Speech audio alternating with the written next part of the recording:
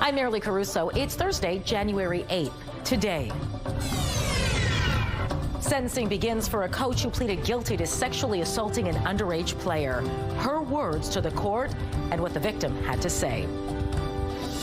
Also today, another act of hate-filled vandalism in Winnipeg. There was a swastika, sign, and police investigating. What we know about the latest incident at a West End mosque. Plus, U.S. booze equals big bucks. Just how much Manitobans spent on Johnny Walker and Jack Daniels in December.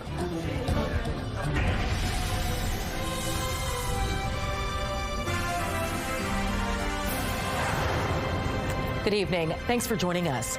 A young woman who was sexually assaulted by her hockey coach says she's still living in fear. Her emotional victim impact statement was shared in a Manitoba courtroom today during a sentencing hearing for Madison Billick. And standing by live with the details is CTV's John Hendricks. John, was a sentence handed down today? Not yet, Marilee. However, Crown attorneys submitted a joint recommendation of 6 years in jail for the former hockey coach who pled guilty to sexual assault and luring in 2024. Now, court heard the abuse started in 2019 when Billick was an assistant coach on a Manitoba AAA hockey team. She started a relationship with a player who was just 15 years old at the time, which turned sexual in nature. The victim eventually posted a video to social media outlining their relationship, which led to a police investigation and charges. Now, during the sentencing today, Billick had the opportunity to address the court and apologize to the victim. "I'm very sorry for causing her any harm in the first place. That's not how I like to carry myself as a human being," she said. She also apologized to her friends, family, and community members. "I'm just going to keep trying to improve myself every day and make amends however I can. I'm very sorry for the harm that I've caused." Now, the Crown says it took several factors into consideration in its recommendation, noting Billick has taken steps towards rehabilitation and presents as someone with a low risk to reoffend generally. However, the Crown also notes Billick groomed and abused someone nearly 10 years younger than her while in a position of trust and authority. Meanwhile, defense brought 85 letters of support for Billick, including from friends and family in her community. Her lawyer says her client has shown remorse, true remorse, and the current recommendation is, quote, denunciatory and deterrent in effect. What else did we hear from the victim's impact statement? Yeah, Marilee, court heard that the victim has been suffering from depression and anxiety ever since and wrote, quote, "I'm afraid of large public spaces for fear of seeing her or maybe somebody she knows. I feel anxious if I see somebody who even resembles her." Sentencing is expected to happen at the end of March. All right, thanks for this, John. An industrial building in St. Boniface had to be torn down today after a massive fire ripped through it early this morning. Firefighters were called to the blaze on Archibald Street just after 3:30 this morning. Smoke and flames could be seen pouring out of the building, forcing crews to resort to aerial ladders to put the blaze out. A drone was also used to help find hot spots. The incident prompted the city to close Archibald Street, and an emergency demolition was ordered due to the structural damage and concerns. No injuries were reported. The cause of the fire is still under investigation. Winnipeg police are searching for a suspect after someone allegedly set a fire at a restaurant in order to skip out on the bill. It happened November 20th at this Santa Lucia Pizza on St. Mary's Road near Marion Street intersection. Investigators say 5 adults ordered food and alcohol, but when the bill came, someone set a fire and then the group fled the area. Police say the damage was significant, but the fire was put out before emergency crews arrived. Investigators are now looking to talk with this woman. She's described as 20 to 30 years old with curly red-brown hair and a tattoo on her chest. Anyone with information is asked to contact police or Crime Stoppers. Police are probing what appears to be another instance of hateful vandalism in Winnipeg. This time, the graffiti was spray painted on a mosque in the West End. We received a call from Winnipeg police as well. They are investigating. They informed us. They said, there was a swastika, sign, and police is investigating, and they are saying they will find out. Winnipeg police received reports of vandalism at Abu Bakr al-Sadiq Mosque on Ellis Avenue yesterday morning. Major Crimes is investigating, but so far no arrests have been made. The force says it's too early to tell if this incident is linked to other recent hateful graffiti-related incidents. In a social media post, Premier Wab Kinew condemned the incident, saying hating and Islamophobia have no place in Manitoba. He says his government stands with the Muslim community and will continue to take action to ensure hate is confronted wherever it appears. Manitoba's progressive conservatives have penned a letter asking Health Canada to reject the NDP government's application for a supervised consumption site on Henry Avenue. And party leader Abhi Khan says that letter echoes another letter submitted by area residents. The letter points out the lack of accountability and need. There is no baseline data on the numbers of overdoses currently in the neighborhood for the last 12 months to 24 months. The NDP say they will supposedly improve health outcomes without increasing risk to public safety. Khan and PC MLAs accuse the NDP of not laying out a concrete plan on funding, staffing, or how emergencies would be handled at the site. They say long-term rehabilitation should be the focus instead. The Tories were joined by area residents and business owners who are opposed to the plan and are frustrated. They say their concerns are falling on deaf ears. How many nurses are you going to have? Well, I don't know. Where are the nurses going to come from? I don't know. Is it going to be 18, 3 nurses? What are they going to do with the people that are going to be waiting outside to access? How long are they going to stay? You know what they said? It's going to be like a lounge. They can do their drugs and then they can enjoy their high and then they leave. Well, how long is that going to take? They have no plan. And to be able to just force this on our people is wrong. In December, the NDP announced it would open the province's first supervised consumption site at 366 Henry Avenue after previous plans to open one near an Israeli freeway fell through. Well, it seems absence really may make the heart grow fonder. Manitobans have been stocking up on American booze since it returned to Liquor Mart shelves last month. A Manitoba Liquor and Lottery spokesperson tells CTV News about $6.9 million worth of U.S. liquor products have been sold between December 8th and the 31st.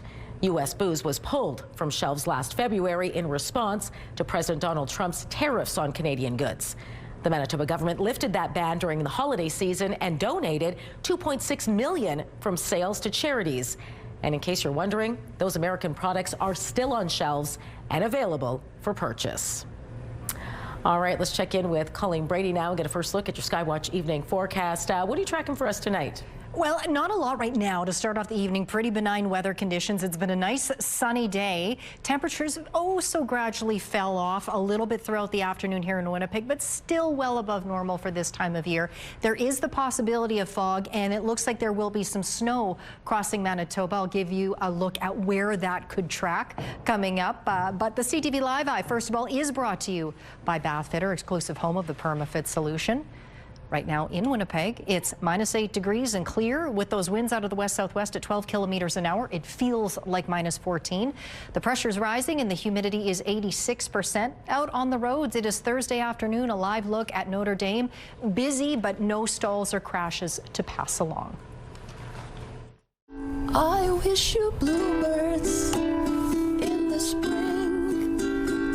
Coming up, meet the ukulele players strumming away the winter blues and how you can join in on the fun. But more than this, I wish. Canada's overall trade balance went from a surplus in September to a deficit in October. Statistics Canada puts the deficit at $583 million, with Canadians importing more computers, smartphones, and other electronics in October. And that offset gains in unwrought gold Canada exported to countries, excluding the U.S. The trading partners we exported the most to, the U.K. and the U.S. Here are the closing numbers for the day. The Canadian dollar is up to 72.14. West Texas Intermediate is up $1.77 to 57.76. Western Canadian Select is down $1.62 to 41.43. And the TSX gained back 243 points today, ending the day at 32,378. Those are your business headlines. I'm Morella Fernandez. Market Watch is brought to you by Manitoba Blue Cross. Group health plans for any size business. A Western Manitoba community is eyeing a reopening date this fall for its arena, which was severely damaged in a storm more than a year ago. The Foxmoran District Recreation Center, which is located approximately 300 kilometers west of Winnipeg, had part of its roof blown off during a storm in August of 2024. Arena board member Mark Watton tells CTV News the roof has since been fixed and work to reopen the arena remains well underway. The arena, which was built in 1949, had to undergo some upgrades to bring it up to code since it was shuttered. Watton says its absence is definitely being felt by the community. In Foxmoran, the rink is the heartbeat and it's the center of the town, and without it, it felt like a big hole. There's more travel involved, obviously, now, as far as the hockey goes, and we do have weddings and funerals that are held out of there, so they've just had to move elsewhere, and so there hasn't been a lot going on in town without it. The community recently received $100,000 from the province for the repair work. Well, if you're looking for a way to beat the winter blues, picking up a ukulele can brighten nearly anyone's day. Bluebirds in the spring to give your heart a song to sing. Jeanette Perez is an instructor at Winnipeg's Ukulele Filipino Club. Most members are seniors who had never played a musical instrument before. Perez says the ukulele is easy to learn because most songs use pretty simple chords, and adds it's a great way for older folks to boost their self-confidence. They realize that learning is not limited to age. They can always try learning a new skill, and it kind of shows off to their children. The club offers free classes every second Wednesday at the Filipino Seniors Hall on Euclid Avenue. You can find out more details on our website. Just go to ctvnewswinnipeg.ca. Community Connection is brought to you by Mr. Reuter Plumbing. Born to be a hero, trained to be a plumber.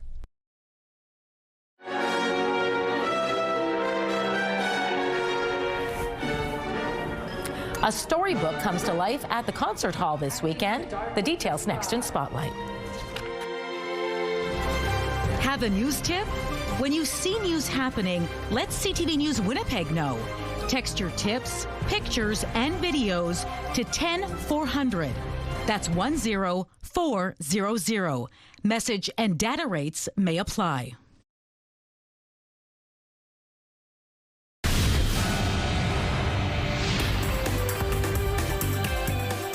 Spotlight, sponsored by the Casinos of Winnipeg, presenting Big Sugar. Colleen Brady is back now for Spotlight, and a collaboration between the WSO and Platypus Theatre is bringing a storybook to life. That's right. Charlotte and the Music Maker takes to the Centennial Concert Hall stage Saturday.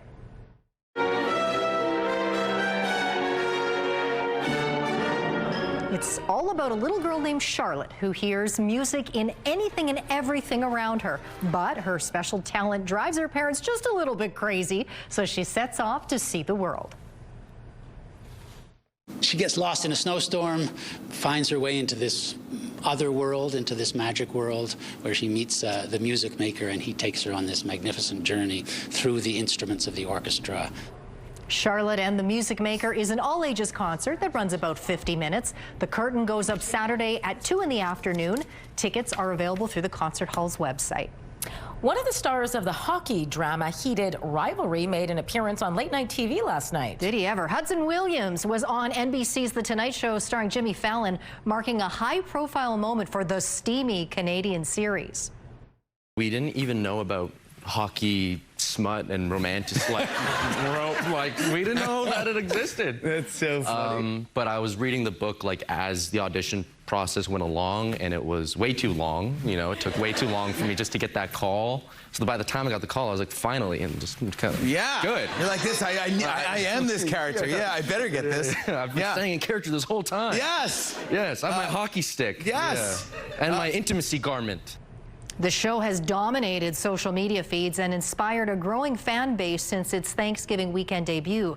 The story follows two elite hockey players whose fierce on-ice rivalry gives way to a secret years-long romantic relationship as their careers unfold. The show airs on Crave, which is part of Bell Media. The nominees for this year's Actor Awards, formerly known as the SAG Awards, have been announced. And it comes just days before the Golden Globes are handed out. Maybe you should have studied the rebellion text a little harder.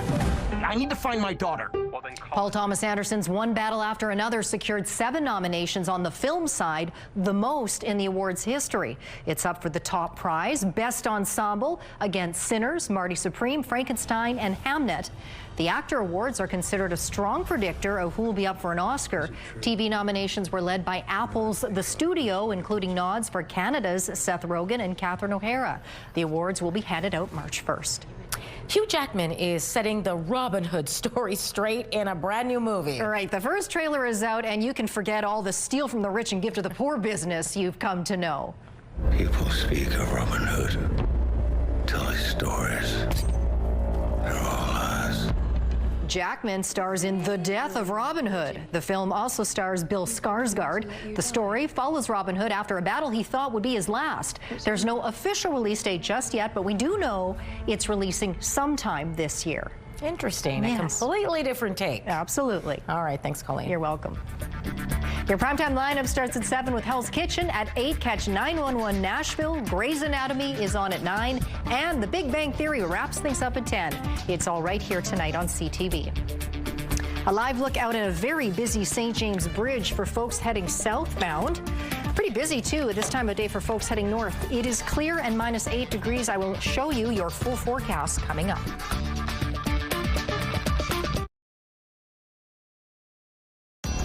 Women's clothing provided by RW & Company. Salon services provided by S&Teak Spa Salon.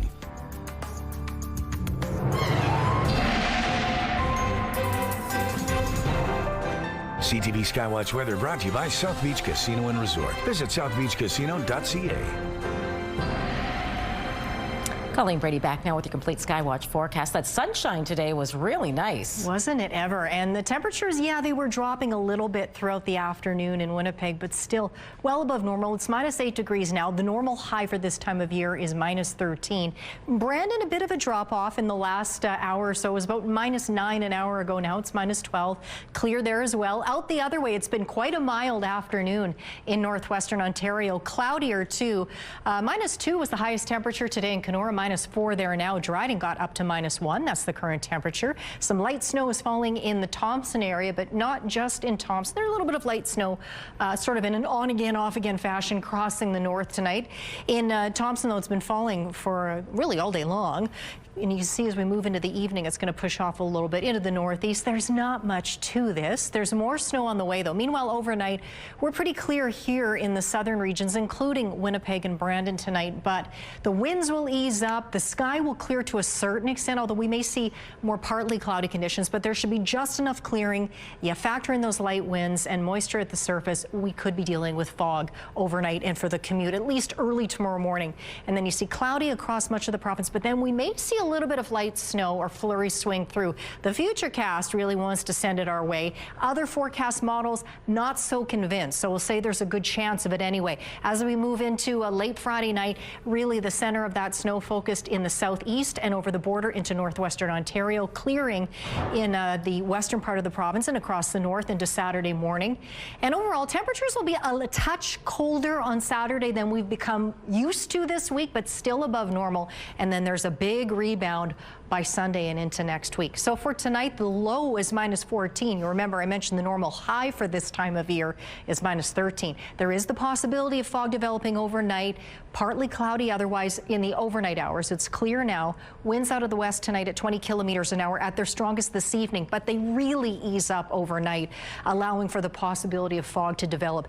Flurries are possible. Looks like it would be in the afternoon if we see them come through for Winnipeg. Otherwise, a mix of sun and cloud and a high of minus 8 degrees. degrees. Winds out of the northwest at 15 kilometers an hour at their strongest. And this is what I'm talking about. Cloudy on Saturday, a high of -10, down to -15 Saturday night, but then we shoot right back up to -2 on Sunday under a mix of sun and cloud. 0, our forecast high for Monday. Again, a mix of sun and cloud. Now, -3 is where we will get to on Tuesday before the temperature is expected to fall off a bit in the afternoon. -9 on Wednesday, cloudy. So cloudy Tuesday and Wednesday, but still you can see overall those daytime highs well above where they ought to be for this time of year. And by the way, the normal low for this time of year is -24 degrees. So exceptionally mild overnight lows, particularly in the midweek there. Our first weather photo takes another look at that beautiful rime icing. This is on the trees out at Kings Park here in Winnipeg, and also a look at it out in Dauphin. Very picturesque farm photo there. That one is from Trudy. That first one was from Rick, and you can send us yours to winnipegweather@ctv.ca. The CTV Skywatch Pick of the Day is brought to you by the Manitoba Chiropractors Association. We've got your back. A marriage proposal is supposed to be unforgettable, but not for this reason. One groom-to-be popped the question on a suspension bridge in Michigan, but the ring slipped right through his fingers, falling 30 meters below into the snow. Check this out. I was in complete shock. I can't believe I did that. All that money, oh my God. I just ruined her proposal. I just laughed because this was such a Trevor thing to do. I think I was just more or less like, oh crap, what do we do next?